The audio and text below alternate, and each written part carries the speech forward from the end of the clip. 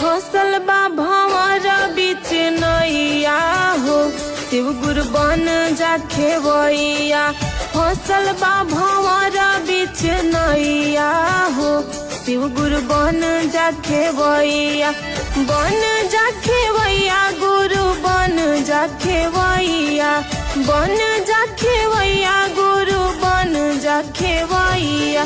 तुझे नहीं कवन उपैया हो शिव गुरु बन जा खेवैया। फसल बा भंवर बीच नैया हो शिव गुरु बन जा खेवैया।